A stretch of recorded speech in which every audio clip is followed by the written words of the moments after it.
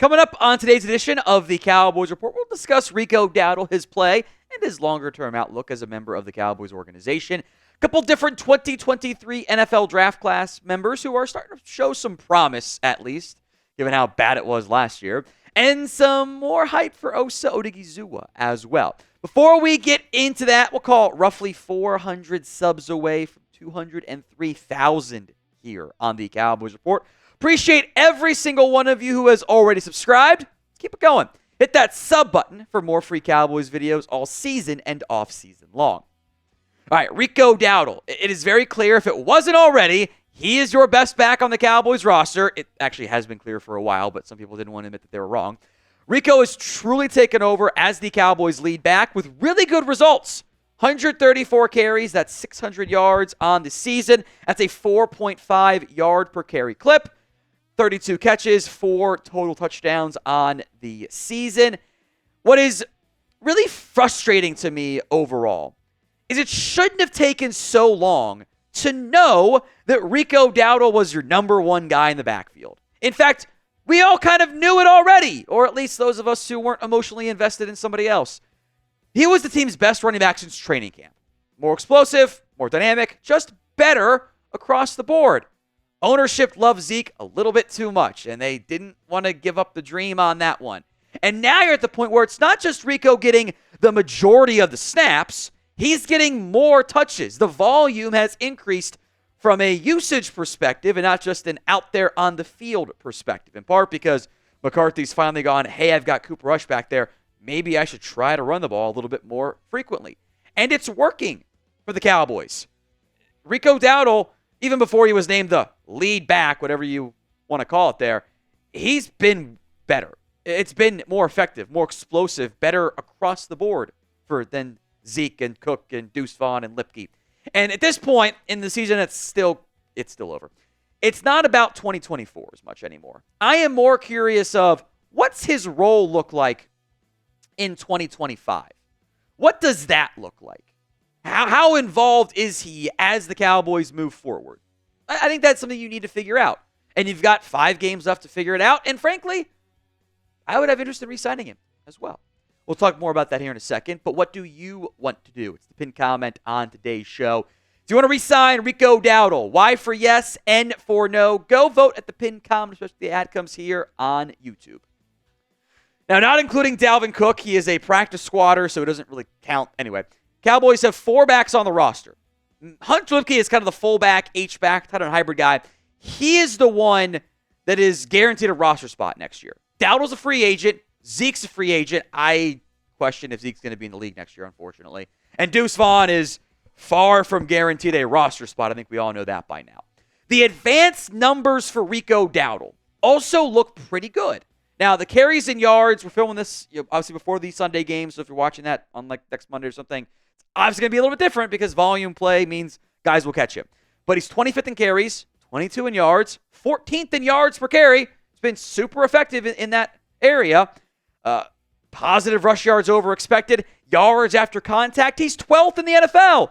He had 112 yards against the Giants. 106 came after contact. It's really good. 13 explosive runs now. That's a run of over 10 yards or more. Success rate is 10th, and there's like 5 quarterbacks ahead of him. So here's my mellow take of the day.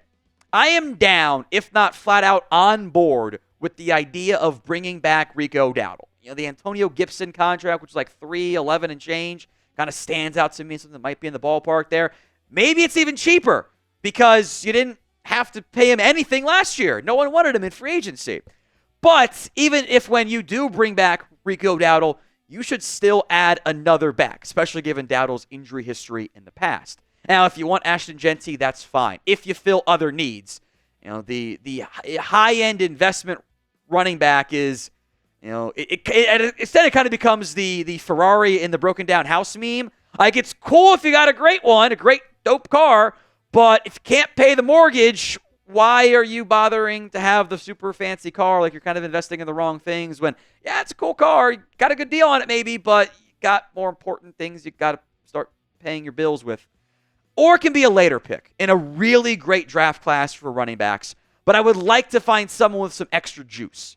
Dowdle doesn't have elite top-end speed, but he's been a good grinder overall. He's been effective pretty consistently. So I'm down to bring back Dowdle, but I would expect you to find some more help in the running back room as well, because you got one guy that's like NFL caliber, it seems like, at the moment. Now, I do want to spend some time on the 2023 NFL Draft class. So make no mistake, year one was a disaster for this group. Mazi Smith was unimpactful. Luke Schoonmaker was a no-show. DeMarvion Overshown got hurt.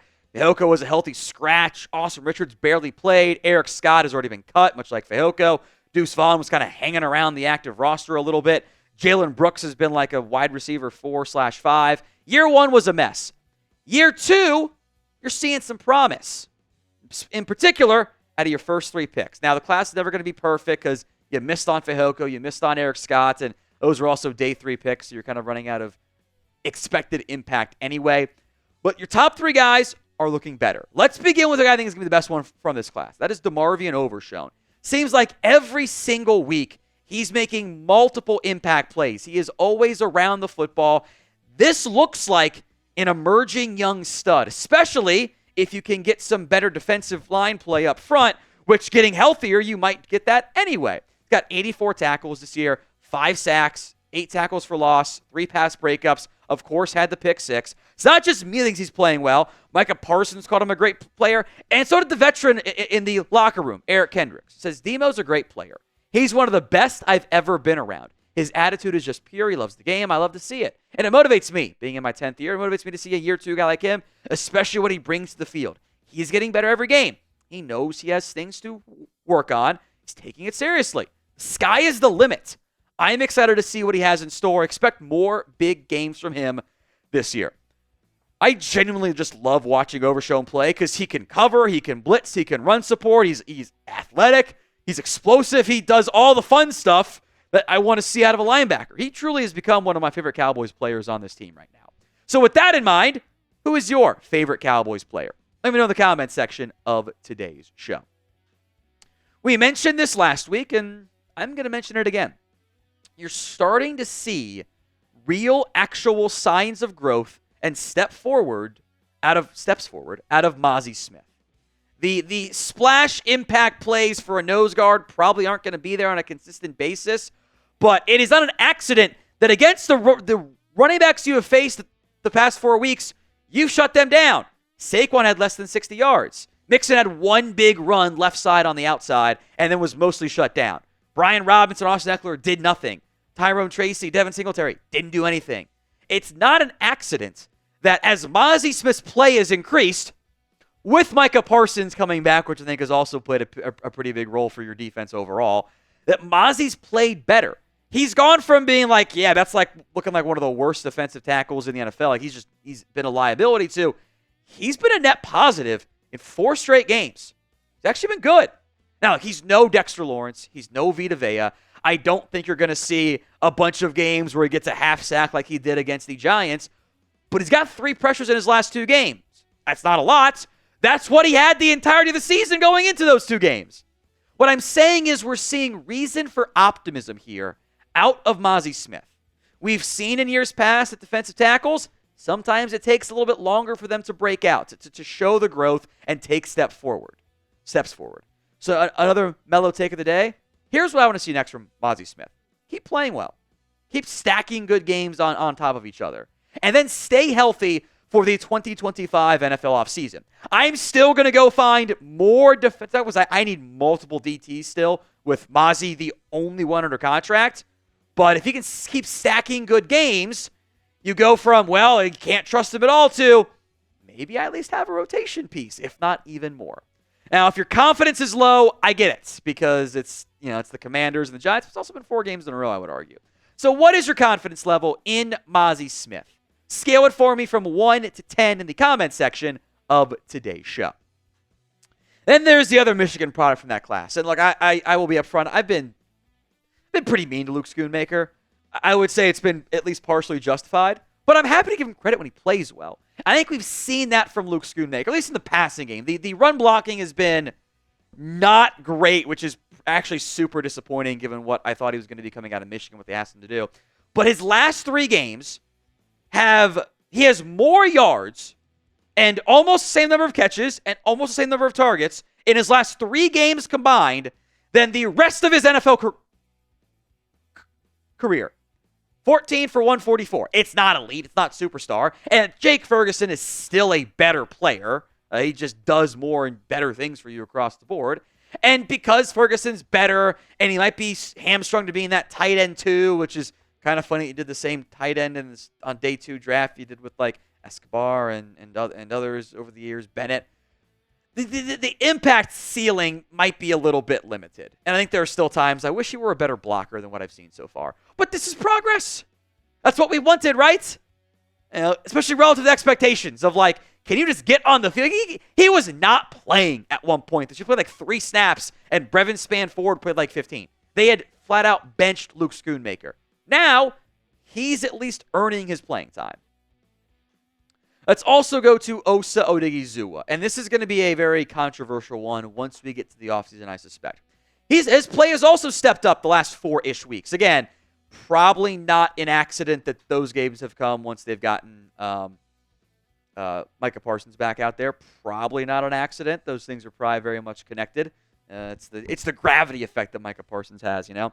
But he's got 2.5 sacks compared to half sack previously. TFLs have tripled. The pressures are almost identical. His pressure rate's gone up a pretty good amount. They've also had more pass rush chances the past couple games, which is why the pressure rate's a little bit higher. But now you face a tricky decision. As we'll get into, look, Osa's going to be expensive. You might not like that. I understand. But he's going to be an expensive player. He's going to command $10+ million. With that in mind, would you bring him back? K for keep him, L for let him leave. Let me know in the comments of today's show. Osa's career numbers are off to a better start. He's got better impact, better play over the course of this year's season, which is exactly what you want to see out of Osa. Showing more impact. Now, again, you might not like this next part. He's going to command interest, though. You know, I saw a Bengals reporter that I follow like, hey, keep an eye on Osa for the Bengals. Yeah, they got nothing at DT right now, just like you don't have. He'll command interest in free agency. 30 NFL defensive tackles make at least $10 million a year. Some of them are flat out not good. Looking at you, Justin Jones. Frankly, Sheldon Rankin's been pretty bad, too, for your Bengals there, Stone. Osa's better than those guys. So that's what he's going to be asking for. That's the issue you're going to face this upcoming off season.